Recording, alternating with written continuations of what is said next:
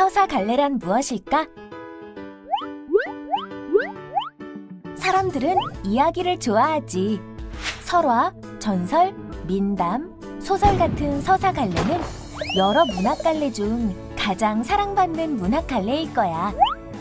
그중 소설은 사람들에게 가장 친근한 서사갈래라고 볼 수 있지. 소설의 시작은 스페인 작가 세르반테스의 돈키호테. 처음으로 신이나 영웅, 왕같이 고귀한 존재가 아니라 평범한 인물이 주인공인 근대 소설의 시작이야. 우리나라에서 소설이라는 말이 처음으로 등장한 곳은 무신정권 시대의 문인이었던 이규보가 쓴 대군 소설이지.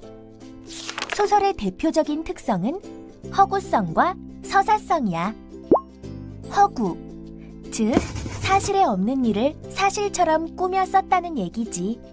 하지만 완전히 허황되게 꾸며 쓴 것이 아니라 우리 주변에 있음직한 일을 작가가 상상을 덧붙여 꾸며낸 이야기야.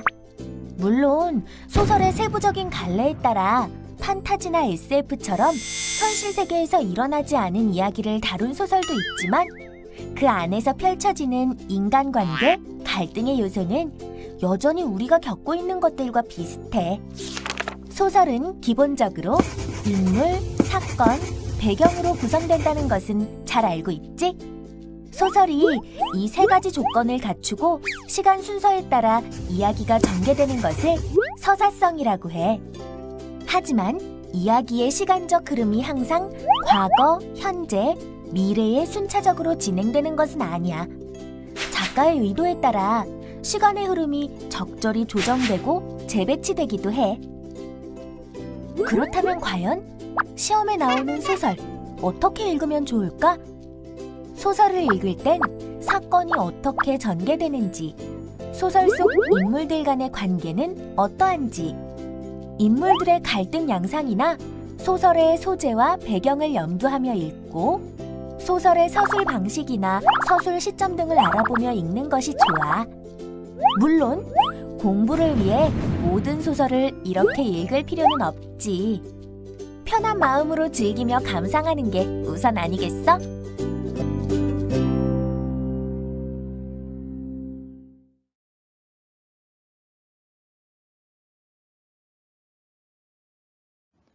여러분들이 이미 개념 영상을 봤기 때문에 어렵지 않게 내용을 이해할 수 있을 거고요. 물론 또 쉬운 내용이기도 합니다. 그래서 제가 추가적으로 몇 가지만 더 말씀드리도록 할게요. 일단 서사갈래니까요. 서사라는 단어의 뜻부터 알아보도록 하죠. 선생님이 사전에서 서사라는 말을 찾아봤어요. 그랬더니 이렇게 써 있더라고요. 서사의 사전적 의미는 사실을 있는 그대로 적음이에요. 그러니까 이 의미대로 한다면은 사실을 있는 그대로 적음, 신문 기사나 자연 관찰일지도 다 서사가 되는 거죠. 그런데 오늘 우리가 배울 서사는 이것과는 다르죠. 왜냐? 우리가 배울 서사는 문학에서의 서사니까, 서사갈래니까, 문학에서의 서사갈래니까. 그래서 서사갈래의 이 사실은 진짜가 아니고 허구적 사실이에요. 즉 허구예요. 다 알고 있겠지만 소설은 꾸며낸 이야기, 사실이 아닌 꾸며낸 이야기, 작가의 상상을 바탕으로 한 그런 꾸며낸 이야기죠. 우리가 뭐라 그래요? 이걸 소설의 허구성이라고 이야기합니다. 자, 작가가 이렇게 허구적으로 인물, 사건, 그리고 갈등, 그렇죠? 이런 것들을 다 허구적으로 꾸며내는데 우리가 이 이야기를, 즉 허구적인 이야기, 꾸며낸 이야기임을 알고 있어도 불구하고 마치 실제 있었던 일처럼 생각하면서 우리가 읽게 돼요. 이유는 뭐냐? 바로 소설은 인간의 삶을 모방하기 때문이죠. 그렇죠? 우리가 살고 있는 현실이나 시대의 모습이 소설 속에 그대로 다 드러나요. 소설은 현실을 모방하기 때문에. 두 번째, 이걸 뭐라 그래요? 모방성이라고 합니다. 그리고 또 이 일들이 어때요? 실제로 일어날 법한 일이에요. 현실의 모습을 반영했고, 그렇기 때문에 실제로 일어날 법한 일, 허구적인 이야기지만 어떤 성질을 가진 이야기, 개연성을 갖춘 이야기, 실제로 일어날 가능성이 높은 이야기이기 때문에 이런 걸 개연성이라고 하고요. 그 다음에 이러한 이야기들이 일정한 시간의 흐름 속에서 독자들에게 전달이 되죠. 이렇게 이런 사건들이, 이야기들이 일정한 시간의 흐름 속에서 전달된다. 이런 성질을 뭐라 그래요? 서사문학의 서사성이라고 합니다. 자, 그리고 작가가 꾸며낸 이야기를 전달해 주는 사람이 있죠. 그 사람을 뭐라 그러죠? 우리가 서술자라고 하죠. 서술자라고 합니다. 시의 화자가 있는 것처럼 소설에는 독자에게 이야기를 전달해 줄 사람, 서술자가 있습니다. 그리고 시의 화자와 마찬가지로 이 서술자도 어때요? 작가가 꾸며낸 대리인이죠. 소설의 내용을 효과적으로 독자에게 전달하기 위해서 꾸며낸 작가가 만든 가상인물입니다. 알고 있죠? 그리고 서술자가 굉장히 중요합니다. 왜냐하면요, 서술자의 시점, 태도, 서술 방식 이런 것들이 작품의 주제를 구현하는데 중요한 역할을 하기 때문이죠. 즉 누가 어떤 태도로 전달하느냐에 따라서 이야기의 성격이 달라지겠죠. 그리고 서사 관례는요, 쉽게 우리가 소설을 생각하는데요, 소설 말고도 그 이전에 우리나라 문학의 서사 관례에는 시나 전설, 민담도 포함이 됩니다. 고전소설, 신소설, 현대소설 이런 것들이 다 이제 서사 관례에 들어가는 글들이 되겠습니다. 자, 밑에 소설의 구성 요소 형성화 방법도 보겠습니다. 자, 먼저 질문 먼저 할까요? 자, 소설의 3요소는 뭐죠? 소설의 3요소, 인물, 사건, 배경, 아니죠? 아닙니다. 소설의 3요소는 주제, 문체, 구성이에요. 여러분이 알고 있는 것과 좀 다른가요? 예, 인물, 사건, 배경도 3요소인데 얘는 소설의 3요소가 아니라 소설 구성의 3요소예요. 아시겠죠? 좀 다릅니다. 하나하나 보겠습니다. 주제는 작가가 전달하고자 하는 생각이죠. 그렇죠? 작가가 생각이 있어요. 예를 들어서 뭐 착하게 살자라는 그런 생각이 있어요. 그런데 그 생각을 착하게 삽시다 라고 바로 말하지 않고 어떻게 전달해요? 이야기로 꾸며서 전달하죠. 그렇죠? 그렇기 때문에 주제는 뭐냐? 소설의 주제는 작가가 드러내고자 하는 중심생각, 그렇기 때문에 작가의 가치관, 세계관이 담겨 있다라고 말할 수 있겠고요. 그 다음에 인물, 사건, 배경. 자, 이걸 통해서 형성하죠. 이 주제를 형성하는 거예요. 이야기를 꾸며서. 자, 두 번째 구성. 자, 구성은 뭡니까? 소설 속 사건의 짜임새, 사건의 진행 과정, 구조. 그러니까 뭐냐면은 사건, 이야기 이런 말로도 할 수 있겠죠. 우리가 소설의 구성 단계, 뭐 발단, 전개, 절정, 결말. 그러면은 그냥 구성은 이야기구나, 뭐 이야기 흐름이구나, 사건의 진행 과정이구나 라고 그렇게만 생각하기 쉬운데요. 그런데 구성은, 자, 여기 두 개의 예문이 보이죠? 왕이 죽고 왕비가 죽었다. 왕이 죽자 왕비도 슬퍼서 죽었다. 두 개의 예문이 있습니다. 자, 둘 다 똑같은 게 있어요. 왕, 왕비, 왕이 죽었다, 왕비가 죽었다라는 인물도 같고요. 그 다음에 벌어진 사건도 같아요. 하지만 잘 보면 다른 점이 있죠. 자, 첫 번째 왕이 죽고 왕비가 죽었다는 왕이 죽은 사건, 왕비가 죽은 사건이 단순히 시간의 흐름에 따라 나열되어 있죠. 단순한 이야기의 흐름, 스토리, 그냥 이야기예요.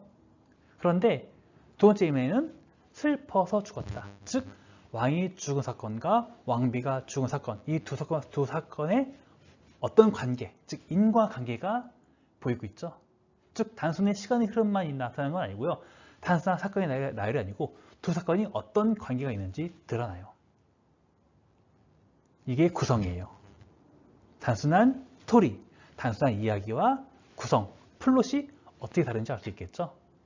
그래서 플롯은 소설 속 사건의 단순한 진행 과정만 의미하는 게 아니고 어떤 걸 의미합니까? 이렇게 사건의 짜임새, 사건들이 어떤 관계가 있고 이 사건과 이 사건이 왜 먼저 일어나고 왜 나중에 일어나고 이 사건이 배경이 되고 그런 것들을 드러내는 게 그런 사건들을 짜임새 있게 조직하는 것 그게 구성이에요.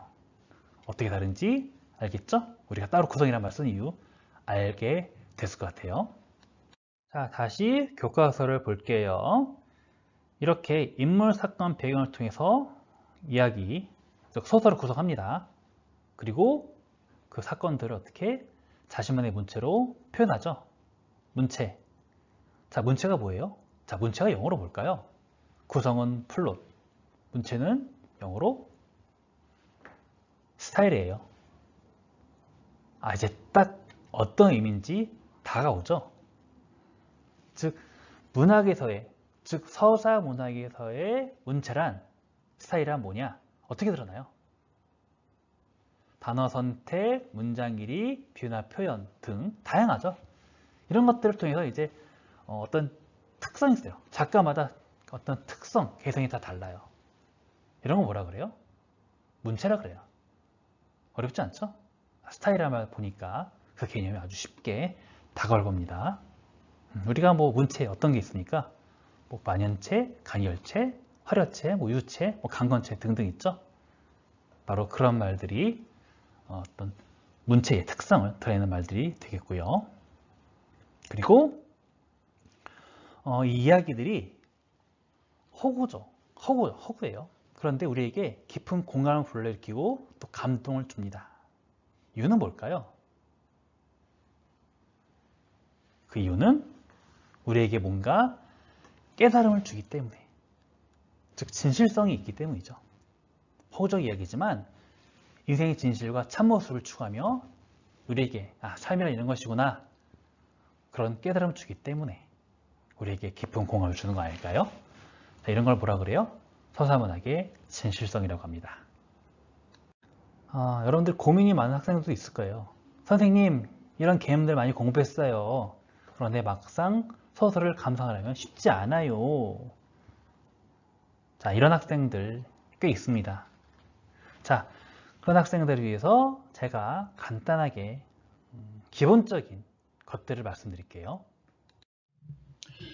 소설 지문이 결코 짧지가 않아요. 그러다 보니까 문제 푸는데 소설을 감상하는데 좀 어려움을 느끼는 경우가 꽤 있습니다. 일단 내용 파악이 먼저 돼야 되겠죠. 그래서 여러분들이 내용 파악이 좀 어렵다면요 이런 식으로 한번 생각해 보세요. 친구들에게 어제 있었던 일을 이야기해 준다. 그런 기분으로 소설을 읽어보는 건 어떨까요? 여러분 친구들하고 대화할 때 어제 있었던 일 친구들한테 전달해 줄 때 먼저 어떤 식으로 말을 시작하죠? 누구누구야? 내가 어제 뭐하고 있었는데? 그렇죠? 자, 수능 문제를 풀기 위한 기본적인 소설 감상 방법 첫 번째 뭡니까? 내가 뭐하고 있었는데? 인물이에요. 인물 중심으로 내용을 파악해야 되겠죠? 인물이 어떤 상황이고 어떤 처지인지를 파악해야 되겠고요. 두 번째, 소설은 갈등의 문학이에요. 그래서 갈등의 원인, 누구랑 갈등했는지를 파악하면 됩니다. 인물과 인물 간의 갈등이면은 어떤 성격이 원인이 될 수도 있겠고요. 아니면은 생각, 세계관 그런 것이 원인이 될 수도 있겠고요. 그리고 혼자 갈등하는 경우도 있죠. 내적 갈등. 어제 점심으로 짜장면 먹을지 짬뽕 먹을지 고민했어. 그런 내적 갈등이 있다면은 내적 갈등의 원인도 파악해야 되겠고요. 세 번째, 갈등을 해결해야죠. 갈등을 어떤 식으로 해결했는지를 파악하면 되겠습니다. 어떻게 화해했는지, 인물 간의 갈등이라면 어떻게 화해했는지, 졌는지 이겼는지, 아니면은 내적 갈등이면은 자기의 내적인 고민을 어떻게 해결했는지, 짜장면 먹었는지, 짬뽕을 먹었는지, 아니면 짬장을 먹었는지, 그런 갈등 해결 방법, 이런 것들을 파악해 본다면은 의외로 소설의 내용을 쉽게 파악할 수 있어요. 자, 다시 정리합니다. 첫 번째, 인물 중심으로. 그리고 두 번째, 갈등의 원인, 누가 갈등하는지를 파악해야 되겠고요. 세 번째, 갈등의 해결 방법, 어떤 식으로 갈등이 해결되는지를 파악하면 되겠습니다. 자, 지금부터는 소설의 개념들을 좀 더 확장해서 공부해 보도록 하겠습니다. 자, 먼저 소설의 인물들에 대해서 우리가 공부해 볼게요. 소설의 인물을 나눠볼까요? 자, 첫 번째 기준, 중요도에 따라 소설의 인물을 구분해 본다면은 주요 인물, 주변 인물로 나눌 수 있습니다. 주요 인물은 곧 주인공이고요. 주변 인물은 주요 인물을 돕거나 돕기 위한 인물들. 그래서 춘향전 예를 든다면은 춘향이와 몽룡이 주인공이고요. 그리고 그 둘의 사랑을 이어주는데 도와주는 역할을 했던 방자라든지 향단이가 주변 인물이 되겠죠. 두 번째 기준, 역할에 따라 어떻게 구분할 수 있을까요? 주동인물과 반동인물로 구분할 수 있겠죠. 주동은 말 그대로 주동하는 거예요. 무엇을? 사건을 주도하는 주인공이 바로 주동인물이고요. 그리고 주인공에 맞서는, 주인공과 갈등을 일으키는 인물이 반동인물이 되겠죠. 그리고 주동인물은요, 작가가 말하고자 하는 작품의 주제를 실천하는 인물이에요. 그리고 반동인물은 주제에 반대되는 행동을 하는 인물이 되겠고요. 그래서 예를 든다면은 군담소설, 고전소설, 군담소설, 전쟁소설을 본다면은 어때요? 정의의 편에서 행동하는 영웅들이 바로 뭐가 되겠습니까? 주동인물이 되겠고요. 그리고 반동인물들은 어때요?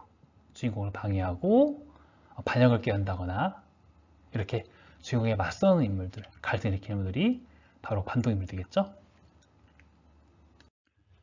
성격 변화에 따라서는 어떻게 나올 수 있을까요? 쉽죠. 성격이 변하는 인물과 성격이 변하지 않는 인물로 나올 수 있겠죠. 자, 그런 말을 제치하는 개념어들 뭐가 있습니까? 성격이 변하지 않는다. 어떤 인물? 평면적 인물이고요. 성격이 변화한다. 입체적 인물. 입체적이라는 말 알아뒀으면 좋겠어요. 입체적 인물 어떤 인물? 성격이 변화하는 거예요. 입체적이다. 어떤 변화가 있다는 그런 개념이 되겠습니다. 자, 그리고 성격에 따라서 어떻게 나올 수 있습니까? 어떤 특정 집단을 대표하는 전형적 인물과 그리고 개인의 독자적인 어떤 특정 계층 집단 관련 없이 혼자 그 사람의 특성을 갖추고 있는 인물, 개성적 인물로 나올 수 있겠죠. 전형적 인물, 개성적 인물, 전형적이란 말 뜻 어떤 뜻인지 또 알고 가면 좋겠습니다. 그 다음에 구성의 유형 보겠습니다. 구성의 유형. 자, 중심 사건 수에 따라서는 단일 구성과 복합 구성으로. 단일 구성은 쉽게 말하면 사건이 하나인 거예요. 사건이 하나니까 소설의 길이가 짧겠죠. 주로 단편 소설에서 하나의 구성을 찾아볼 수 있겠고요. 그리고 복합 구성. 중심 사건이 2개 이상이에요. 이야기가 길어지겠죠. 장편 소설이 되겠습니다. 그리고 사건의 진행 방식에 따라, 자, 여기도 평면적, 입체적이라는 말이 또 나왔네요. 알아두는 게 좋겠다 그랬죠? 입체적이다, 평면적이다. 평면적인 것은 변화가 없는 거고요. 입체적인 것은 변화가 있는 거예요. 어떤 변화? 시간의 흐름. 평면적 구성은 시간의 흐름대로 현재에서 미래, 과거에서 현재 이렇게 쭉 가는 거고요.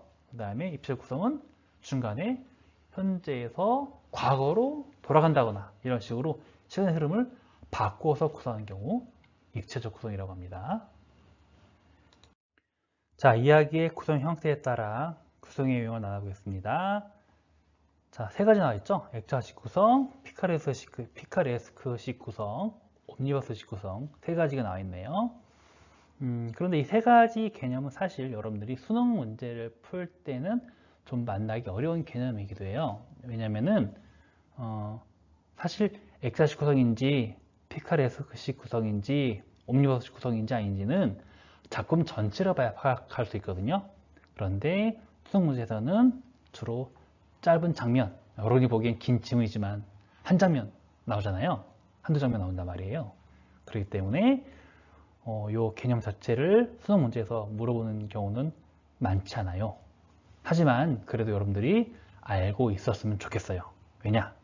또 언제 어떻게 나올지 모르는 그런 개념들이기 때문에 알고 있었으면 좋겠습니다. 먼저 액자식 구성은 여러분들이 아마 들어본 적 있을 거예요. 액자, 이야기 속에 또 이야기가 아닌 형태죠. 중심 내용은 당연히 내화가 되겠죠. 여러분들 액자 속에 그림이 있어요. 그러면 여러분들은 그림을 감상하나요? 액자를 감상하나요? 당연히 액자 안에 있는 그림을 감상하죠. 그런 것처럼 중심 내용은 내화입니다. 그러면은 이렇게 액자식 구성한 이유가 뭐냐? 즉 외화를 두는 이유가 뭐냐면은요. 우리가 액자 속에 그림 볼 때 어때요? 액자가 있을 때하고 없을 때하고, 액자가 있으면은 좀 더 그림이 어때요? 돋보이고 쉽게 말하면 좀 더 그럴듯해 보이지 않나요? 마찬가지예요. 이렇게 외화를 먼저 이야기함으로써 어때요? 내화, 중심 내용이 좀 더 그럴듯하게 보이겠죠? 보통 이런 식이에요. 외화에서 내가 어떤 이야기를 들었는데 이 이야기는 이런 식이야 하고 내화로 넘어가거든요.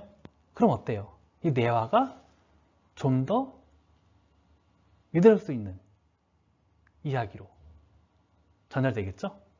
외화는 내화의 심리성을 더하는 그런 기능을 한다고 할 수 있어요.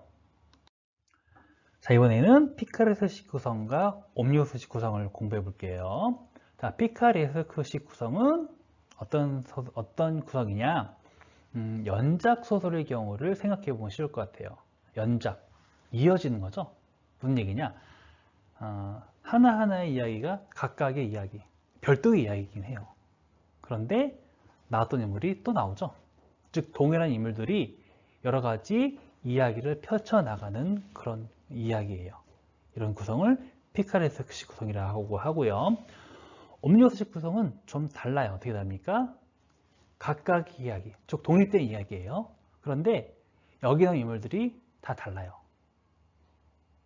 피카레스식 구성은 같은 인물들이 여러 가지 이야기를 펼친다면은 옴니버스식 구성은 다른 인물들이, 별도 인물들이 다른 이야기들을 펼치는 거예요. 그런데 이 이야기들이 하나의 주제로 묶여요. 이런 구성을 옴니버스식 구성이라고 합니다.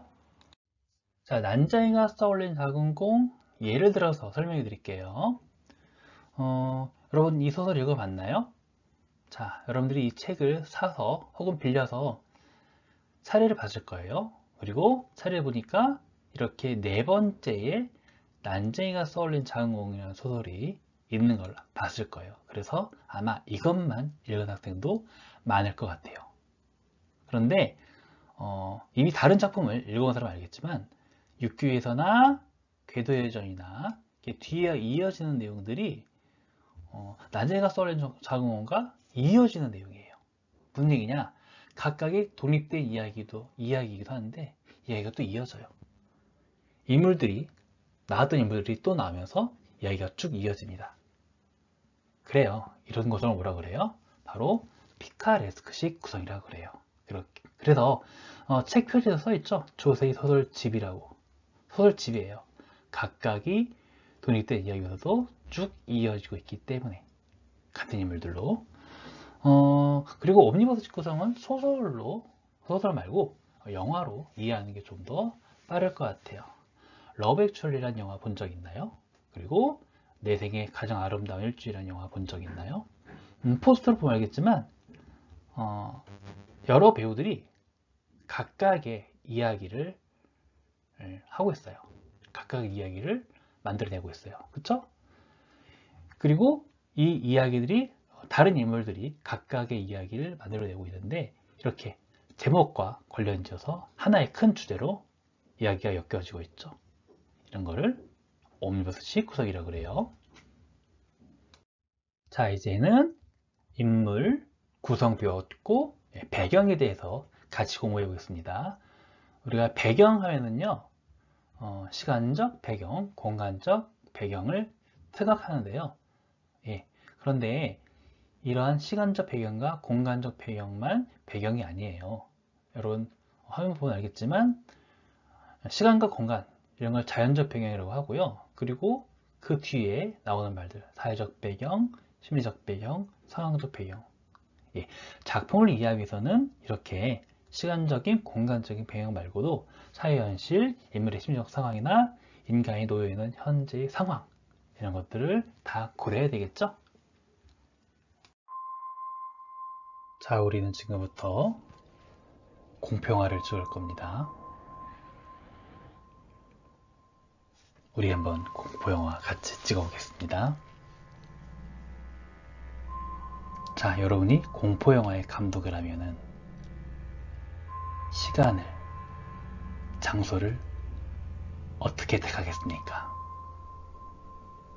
아마도 이렇게 어두운 밤, 그리고 이렇게 버려진 곳, 그런 곳을 장소로 택할 거예요. 자, 배경의 기능 첫 번째, 작품의 분위기를 조성하죠. 그래요. 이렇게 어두운 밤, 폐쇄된 곳, 사람들 발길이 닿지 않은 곳이어야지 공포 분위기가 제대로 나겠죠. 그리고 이 시간에, 이 공간에 주인공의 마음은 어떨까요? 당연히 두렵겠죠. 그래서 배경을 통해서 우리는 인물의 심리를 파악할 수 있겠고요. 그리고 인물이 그 시간, 그 공간에서 어떤 일을 당할까요? 그쵸? 뭔가 안 좋은 일을 당할 수도 있을 것이다 라는 그런 예상을 할 수 있겠죠. 배경의 두 번째 기능, 인물의 심리나 사건에 대한 암시를 준다. 자, 주인공은 이 건물에 들어갑니다. 관객들은 가지마, 들어가면 안 돼 해도 들어가요. 그쵸? 그래서 어떻게 돼요? 주인공은 건물로 들어가서 어떤 방의 문을 열어요. 그리고 방문을 열자마자 누구를 만나죠? 귀신을 만나죠? 네, 그래요. 그러니까 그 밤에 외딴 곳에 왜 혼자 갑니까? 그러니까 귀신을 만나죠. 배경의 세 번째 기는 사건의 개연성을 부여합니다. 그리고 부여하는군요. 네 번째, 주제람사입니다. 우리가 찍은 영화의 주제는 뭡니까? 뭘까요? 네, 낯선 곳에 밤에 혼자 다니지 말자 라는 그런 주제를 담은 영화였어요. 자, 배경의 기능 이렇게 정리할 수 있겠죠? 자, 다시 밝은 분위기로 오겠습니다. 여러분이 지루할까봐 선생님이 조금 변화를 줬는데 설마 무서웠거나 그런 건 아니죠? 네. 자, 시점 보겠습니다. 시점 중요하고 기본적인 거니까 잘 봐두세요. 이미 알고 있다고 하더라도 여러분들이 정확히 알고 있는지 한 번 더 확인해 봐야 되겠죠? 자, 쉬운 거 먼저 물어보겠습니다. 시점이 영어로 뭐죠? 포인트 오브 뷰입니다. 포인트 오브 뷰. 보는 위치. 누가 보는 위치? 예, 서술자의 위치예요. 서술자가 작품의 사건을 보는 위치. 중요하겠죠? 왜냐하면은 그 위치에 따라 독자에게 전달되는 내용이 달라질 수 있으니까. 여러분은 스포츠 중계에서 카메라, 그쵸? 스포츠 중계 보면은요, 야구든 축구든 카메라가 여러 대가 있어요. 그쵸? 그런데 같은 상황을 위치가 다른 카메라로 찍어서 보여줘요. 그런데 그 내용들이 어때요? 다 다르죠. 그쵸? 카메라의 위치에 따라서 시청자들에게 보여지는 모습이 달라요. 같은 상황이지만. 그런 것처럼 시점도 중요하죠. 시점에 따라서 독자에게 전달되는 내용이 달라질 수 있기 때문에 그래서 작품을 쓸 때 그리고 우리가 작품을 감상할 때 어떤 시점이냐라는 게 파악하는 게 중요하다고 볼 수 있겠어요. 자, 먼저 1, 2, 3, 4번 안에 들어갈 말을 우리가 찾아볼게요. 자, 1번 칸에 들어갈 말 뭡니까? 서술자가 작품 안에 있다. 주관적인 태도로 전달한다. 1인칭 주인공 시점이죠. 여러분 이제 우리가 카드를 채울 텐데요. 이렇게 개념어, 1인칭 주인공 시점 이런 개념어도 중요하지만 그 개념어, 1인칭 주인공 시점이 어떤 위치에 있고 어떤 태도인지 그걸 설명서 있는 게 더 중요합니다. 아시겠죠? 왜냐면은 선택지에는 수능 문제, 선택지는 1인칭 주인공 시점이라고 나오지 않고 그 특성을 풀어서 서술하기 때문이에요. 아시겠죠? 자, 이번 칸에 들어간 말은 뭐죠? 작품 밖에 있고 주관적인 태도로 독자에게 전달한다. 전인적 작가 시점. 작품 안에 있어요. 객관적인 태도로 전달해요. 3번 칸에 들어갈 말은 뭐죠? 1인칭 관찰자 시점. 그리고 마지막으로 4번 칸에는 작품 밖에서 객관적인 태도로 독자에게 이야기를 전달한다. 예, 작가 관찰자 시점이에요. 자, 같은 표예요. 선생님이 추가적인 설명을 좀 드리겠습니다. 가로하고 세로를 색을 달리했죠. 먼저 가로 위치에 대해서 추가적인 설명을 좀 드릴게요. 자, 서술자가 작품 안에 있다는 얘기는 서술자는 등장의 인물이다. 서술자가 사건 안에 있다는 말이에요. 즉, 서술자가 누구? 나예요. 나. 우리가 시에서 나라는 말이 나오면 뭐라 그래요? 화자가 표현에 드러난다고 이야기하죠. 다 알고 있죠? 저번 시간에 얘기한 겁니다. 자, 소설에서 나라는 말이 나와요. 그러면은 어떤 정보를 알 수 있죠? 아, 1인칭이구나. 시점이 1인칭 시점이구나 라는 걸 파악할 수 있겠죠? 서술자가 등장인물이구나 라는 걸 알 수 있겠죠? 자, 그리고 서술자가 작품 밖에 있어요. 어떤 걸 의미합니까? 서술자는 사건에 등장하지 않는다. 서술자는 등장인물이 아니구나 라는 걸 알 수 있겠죠. 자, 그리고 태도. 주관적인 태도라는 얘기는 어떤 태도를 말합니까? 사건을 내적으로 분석할 수 있다. 분석해서 독자에게 전달해 준다는 거고요. 객관적인 태도는 객관적이다. 그쵸? 본대로 들은 대로만 독자에게 사건에 대해서 전달한다는 그런 의미가 되겠습니다. 자, 이제 하나하나 볼게요. 먼저 1인칭 주인공 시점. 자, 1인칭 주인공 시점은 서술자가 작품 안에 있죠. 그리고 주관적인 태도로. 자, 어떻게 설명할 수 있을까요? 1인칭 주인공 시점은 서술자가 나예요. 그쵸? 그리고 나가 주인공. 서술자가 나이고 그리고 주인공이고 등장인물이고 이런 시점이 1인칭 주인공 시점이고요.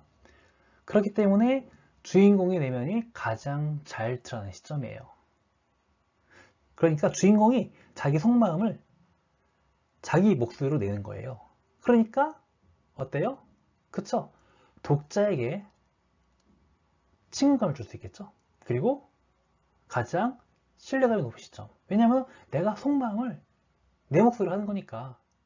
여러분도 가장 친한 친구 어떤 친구예요? 가장 믿을 수 있는 친구 어떤 친구예요? 그쵸? 자신의 속마음을 잘 털어놓는 친구가 믿을 수 있고 친한 친구 아닌가요? 그렇게 생각해 본다면 1인칭 주인공 시점의 특징 잘 이해할 수 있을 거예요. 그 다음에 1인칭 관찰자 시점 보겠습니다. 자, 1인칭 관찰자는 서울자는 나예요. 그런데 주인공이에요? 아니죠. 서울자는 나인데 주변 인물이에요. 그리고 주인공을 관찰하는 그런 역할을 하게 됩니다. 그래서 주인공의 내면 세계가 잘 드러나지 않아요. 내가 본 것만 들은 것만 이야기하기 때문에. 그러니까 어때요? 사람의 속마음을 알 수 없죠. 등장인물의 속마음을 알 수가 없어요.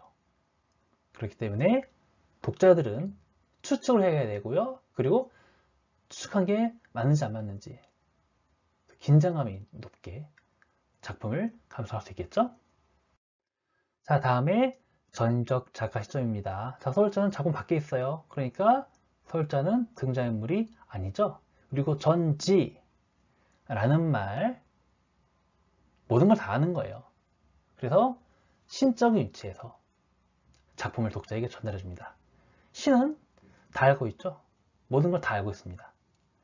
그렇기 때문에 뭐 현재, 과거, 미래를 다 알고 있기 때문에 인물과 사건에 대해서 분석하고 해설할 수 있어요. 자신의 논평을 할 수도 있고요.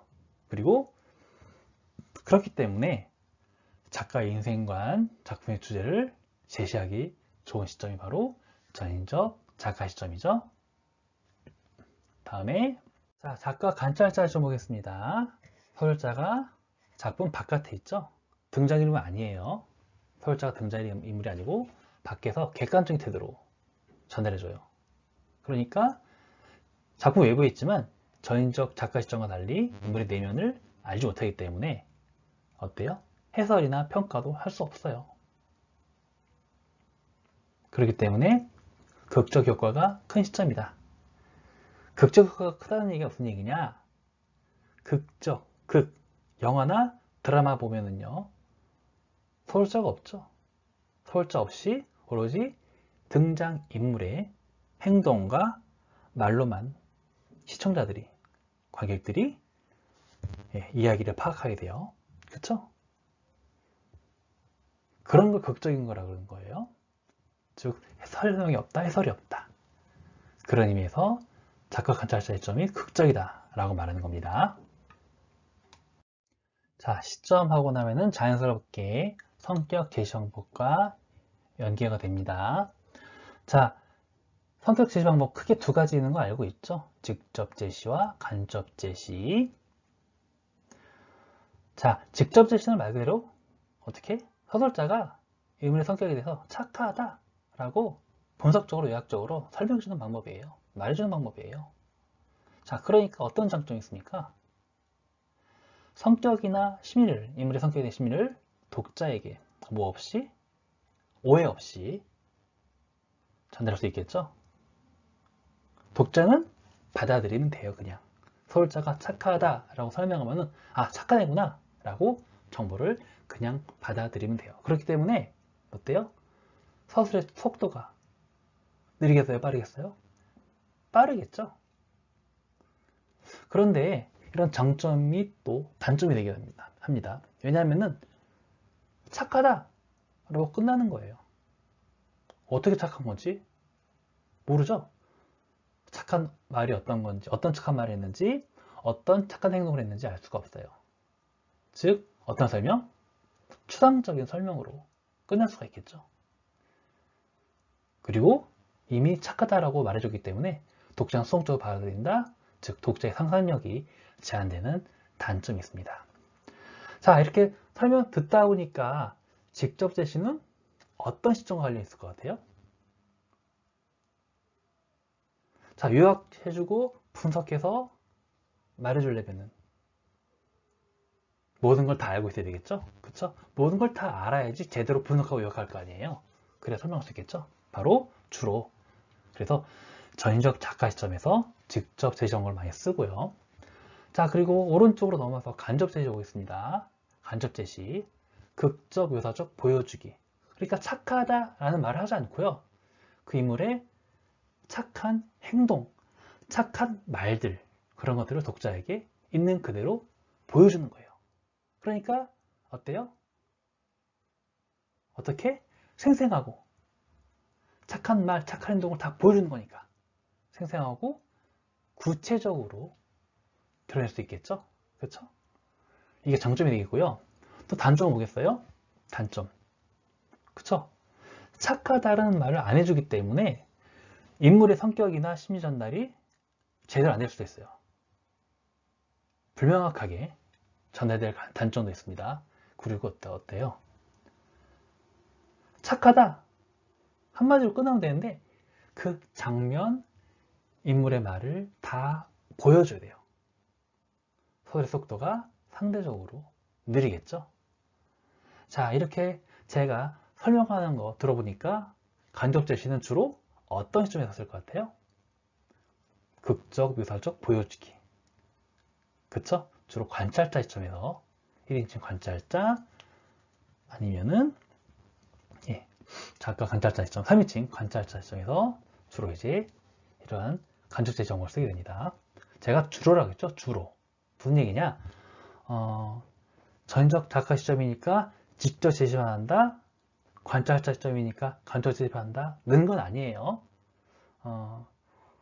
우리가 편의상 이제 이렇게 직접 제시, 간접 제시, 전적 작가, 관찰자 이렇게 연결해서 공부하는 건데요. 여러분들도 공부하면 알겠지만 실제 소설에서는요. 부분 달라요. 어떤 부분은 말하기로 직접 제시되는 부분도 있고 어떤 부분은 간접 제시로 인물 성격을 제시하는 부분도 있어요. 즉 시점과 관계없이.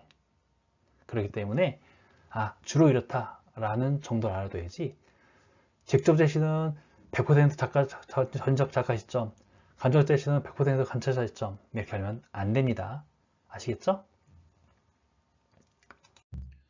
예, 오늘 긴 시간 동안 공부하느라 고생 많았어요. 오늘 배운 내용들은 기본적이고 기초적인 내용이에요.